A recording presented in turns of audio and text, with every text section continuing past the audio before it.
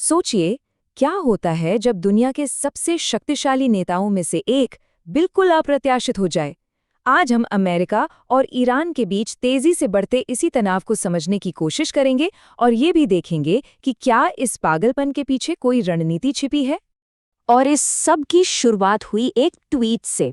एक ऐसा ट्वीट जो एक पूर्व अमेरिकी राष्ट्रपति की तरफ से आया और जिसने पूरी दुनिया में जैसे भूचाल ला दिया। तो सबसे बड़ा सवाल यही उठता है, क्या ये सिर्फ एक गुस्सा था, एक बेकाबू नेता का, या फिर इस पूरे हंगामे के पीछे कोई सोची समझी और शायद ज्यादा खतरनाक चाल थी। इसे समझने के लिए हमें एक कॉन्सेप्ट को देखना होगा जिसे कहते हैं मैडमैन थ्योरी। ये बिल्कुल वैसा है जैसे आप पोकर खेल रहे हों और सामने वाले को ये यकीन दिला दे कि आप कुछ भी कर सकते हैं, आपके अगले कदम का कोई अंदाजा नहीं। ये उन्हें इतना डरा देता है कि वो खुद ही गलती कर बैठते हैं। तो चलिए सबसे पहले ये देखते हैं कि ये धमकियां असल में थी क्या और उनका फौरन असर क्या हुआ। देखिए, ये सिर्फ एक ट्वीट नहीं था, ये तो एक के बाद एक ऐसी अजीबोगरीब और आपस में मेल न खाने वाली धमकियों का सिलसिला था। Power plant day, bridge day और फिर ये कहना कि अमेरिका को तेल की जरूरत ही नहीं। इसने पूरी दुनिया के नेताओं और बाजारों को हिला कर रख दिया। और अमेरिका के अंदर वहां तो जैसे तूफान आ गया। टीवी शोज पर बहस छिड़ गई, सोशल मीडिया पर आग लग गई और महाभियोग की मांग, जो पहले सिर्फ धीमी आवाज में थी, अब जोर जोर से होने लगी। खासकर ईस्टर के दिन ऐसी भाषा का इस्तेमाल लोगों को बिल्कुल पसंद नहीं आया। अब आते हैं सबसे दिलचस्प हिस्से पर, इसकी टाइमलाइन पर। ये डेडलाइन बार बार बदल क्यों रही थी? क्या ये कोई भूल थी या पर्दे के पीछे कोई और ही खेल चल रहा था? ये शतरंज के खेल जैसा था जिसमें एक खिलाड़ी अचानक पूरा बोर्ड ही पलट देता है। सब सोच में पड़ गए कि अब आगे क्या होगा। पहले 48 घंटे का अल्टीमेटम दिया और फिर बिना कोई खास वजह बताए उसे 24 घंटे और आगे बढ़ा दिया गया। तो ये जो डेडलाइन सोमवार से मंगलवार हुई, इसने सभी एक्सपर्ट्स को परेशान कर दिया।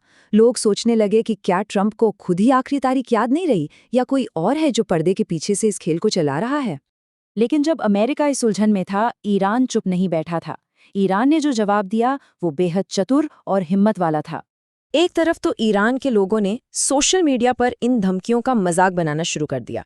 जल डमरू मध्य की खोई हुई चाबी को लेकर मीम्स और जोक्स की जैसे बाढ़ आ गई। लेकिन इस मजाक के पर्दे के पीछे एक बहुत ही गंभीर सैन्य धमकी छुपी हुई थी। ईरान ने ऐलान किया कि वो सिर्फ हॉर्मूज ही नहीं बल्कि बाबुल मंदेब जल डमरू मध्य को भी बंद कर सकता है। ये वो लाइफलाइन है जो स्वेज नहर के जरिए यूरोप तक जाती है। और ये सिर्फ एक खोखली धमकी नहीं थी, ये एक ऐसा स्ट्रेटेजिक मूव था जो पूरी दुनिया की अर्थव्यवस्था को घुटनों पर ला सकता था। जरा सोचिए, अगर दुनिया की दो सबसे जरूरी धमनियों को एक साथ ब्लॉक कर दिया जाए तो क्या होगा। हम यहाँ एक तरह के ग्लोबल इकोनॉमिक हार्ट अटैक की बात कर रहे हैं। 30% मतलब दुनिया का लगभग 1/3 समुद्री तेल का व्यापार अचानक से रुक जाता। और जब सबको लग रहा था कि हालात इससे ज्यादा खतरनाक नहीं हो सकते, तब इस पूरे मामले ने एक नया और भी डरावना मोड़ ले लिया। ईरान ने एक वीडियो जारी किया जिसे देखकर सबके होश उड़ गए।